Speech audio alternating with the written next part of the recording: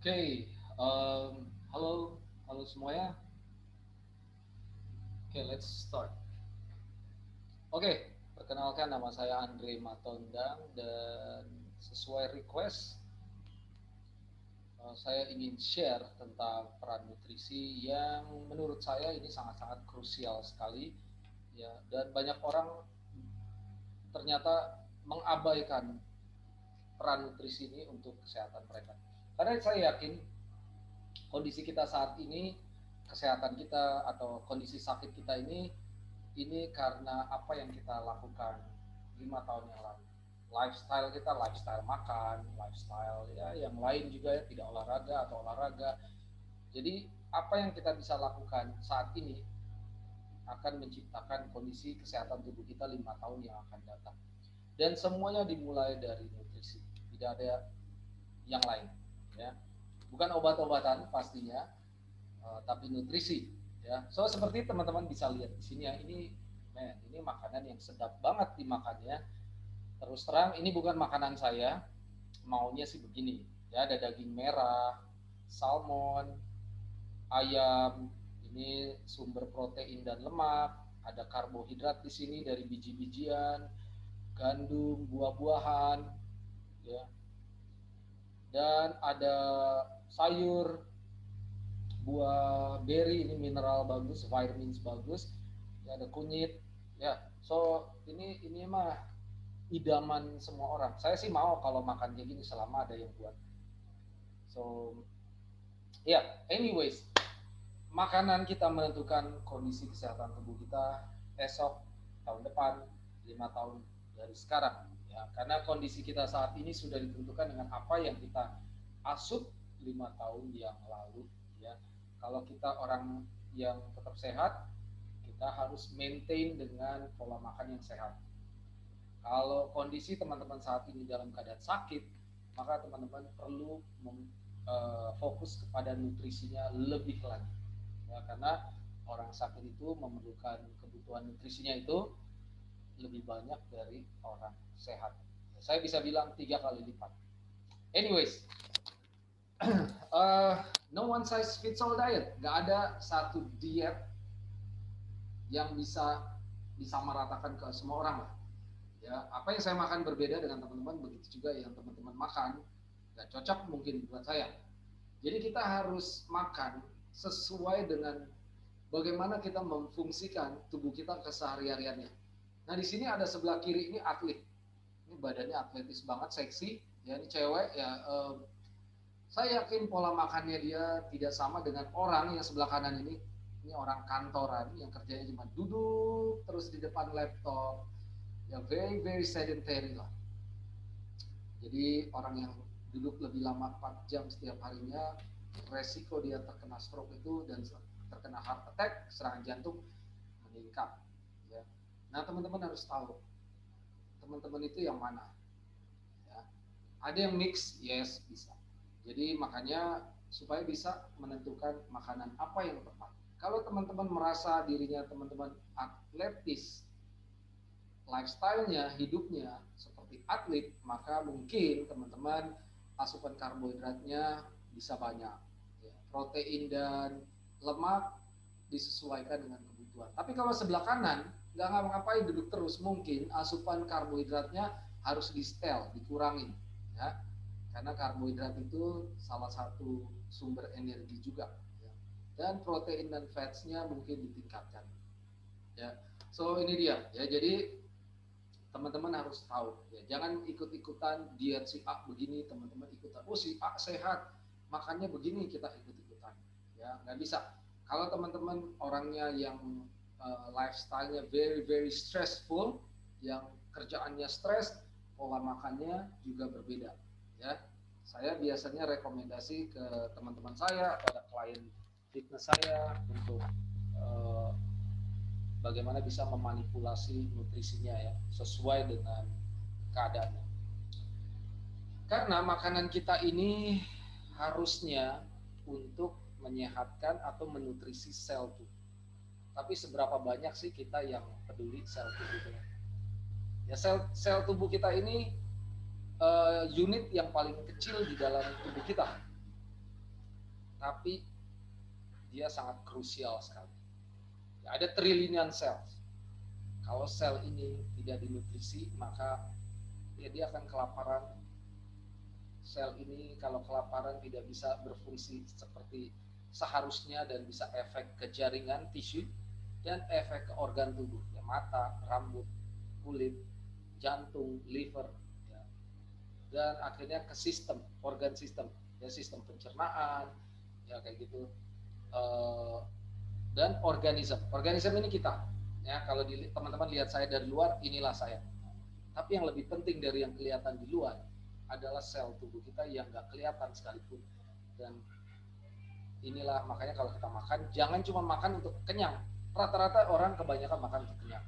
Semoga teman-teman bisa lebih sadar lagi, apalagi yang udah umurnya 30 tahunan ke atas, ya, yang berpotensi, karena biasa ya, namanya umur bertambah, penyusutan kesehatan, penurunan fungsi kesehatan pastinya ada, ya, penurunan fungsi organ, ginjal, liver pastinya ada, ya, makanya penting sekali kita jaga kesehatan sel tubuh kita dengan makanan yang optimal, ya.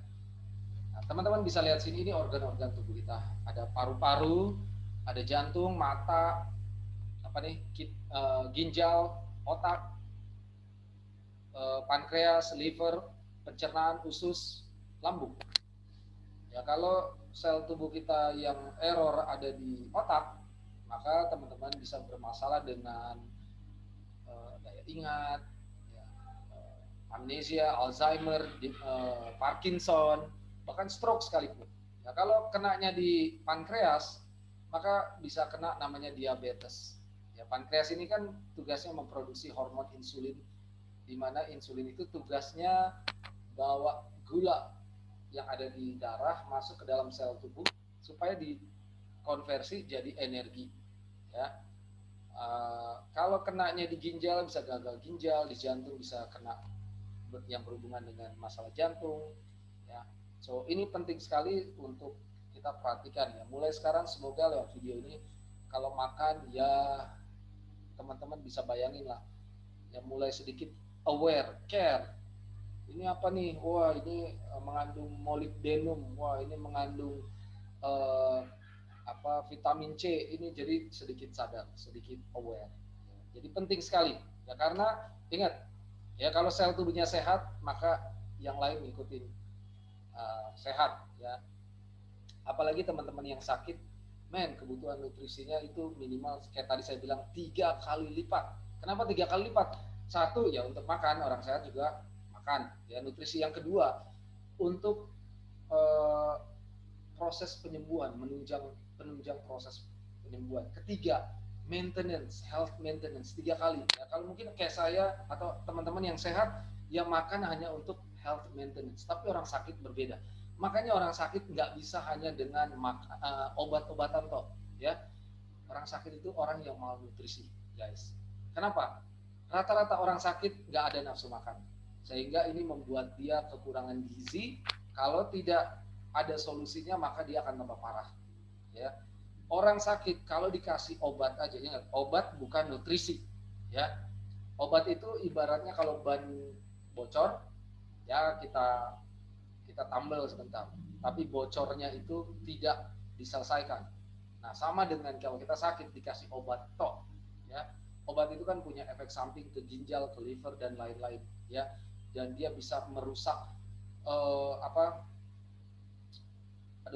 homeostasis, ya, di dalam tubuh kita. Jadi pastikan kalau teman-teman ada yang sakit, ya, sekarang ini kan lagi kekinian tuh sakit degeneratif, stroke, kanker, autoimun, serangan jantung,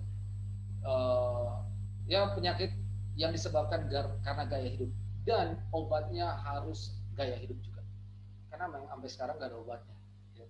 Kalau teman-teman kena penyakit itu, teman-teman nggak bisa diobati, hanya gaya hidup dan nutrisi yang bisa, ya. Pastinya perlu waktu, karena sebagaimana perlu waktu untuk membuat kita tumbang sampai sakit, maka perlu waktu juga untuk pulih, ya. Kalau kanker, stroke, dan diabetes sembuh dalam sebulan, rumah sakit harapan kita sama pusat stroke otak di Cawang udah tutup semuanya, ya.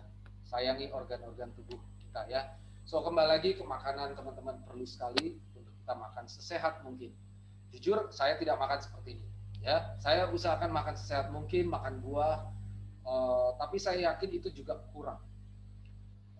Rekomendasi dari WHO, Departemen Kesehatan luar negeri sana, untuk dikategorikan sehat, asupan atau makanan buah dan sayur itu 9 sampai 11 sajian. Nah, teman-teman udah makan berapa? Hari ini saya makan 2 alpukat, 1 pisang.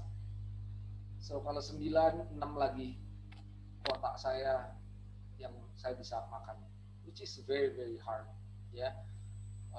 Disitulah sebabnya saya juga menggunakan supplementation ya. Teman-teman tahu ya, saya menggunakan contohnya ini digestive enzyme ya, ini coquinone untuk kesehatan jantung dan energi saya. Saya juga mengkonsumsi probiotik ya, ini isinya bakteri untuk kesehatan pencernaan saya, karena saya penggemar daging dan lain-lain, makanya saya perlu enzim juga, dan ini semua tertakar. So bagi teman-teman, pastikan teman-teman juga mensuplemen nutrisi teman-teman ya. Suplemen itu bukan obat. Bedanya obat dengan suplemen, obat hanya dikonsumsi waktu sakit. Nggak ada orang makan obat lagi sehat.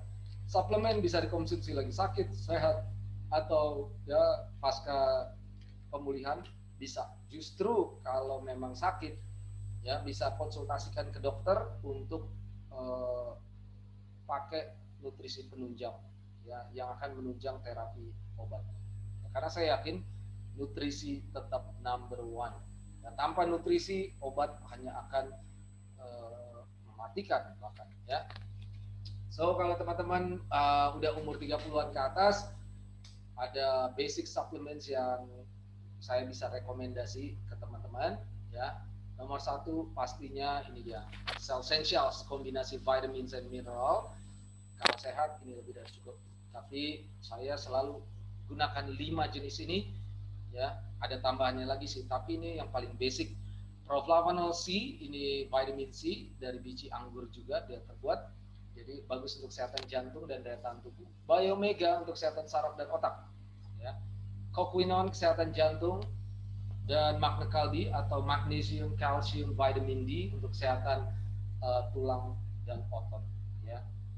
Saya rajin olahraga, saya nggak mau tulang saya keropos dan otot saya atrofi atau mengecil ya. Coquinone jantung, riwayat di keluarga saya ada jantung, dan ini ya minimal kalau ada kebutuhan lain, USANA ini very very personalized nutrition ya. Ada enzim, ada untuk liver, ada untuk mata, ada untuk sendi, dan lain-lainnya. Kenapa saya pilih USANA? Memang saya udah review produk-produk merek lain, baik itu produk MLM maupun yang non MLM. Di sini saya bisa melihat USANA itu qualify untuk memenuhi apa yang saya cari ya, karena satu tertakar, jadi ada jumlahnya berapa miligram supaya saya nggak overdosis. Kebanyakan ada suplemen nggak dikasih tahu berapa gram-gramannya ya, karena saya perlu tahu sehingga saya bisa memanipulasi kebutuhan mikronutrisi saya ya.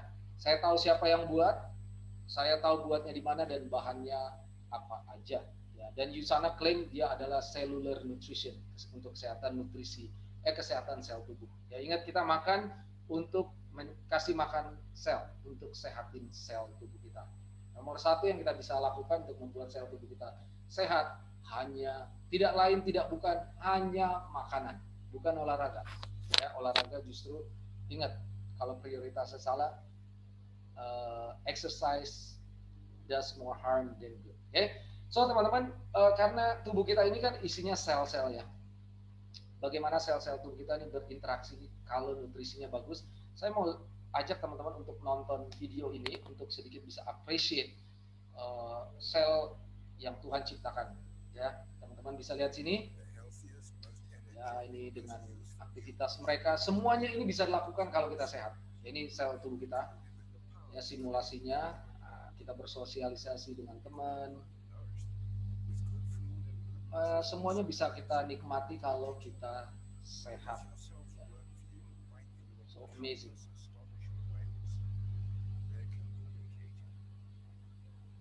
Ya, ini adalah teknologinya USANA.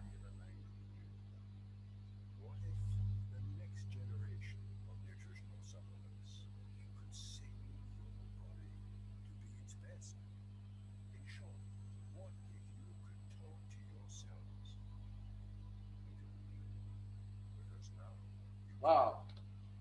So teman-teman harus appreciate that, ya. Tuhan udah melahirkan kita dengan kondisi yang sehat. So pastikan,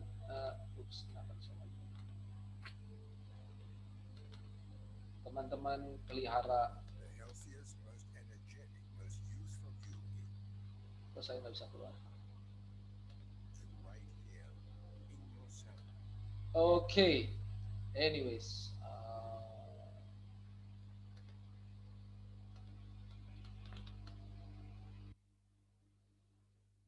okay. Tahu saya ini.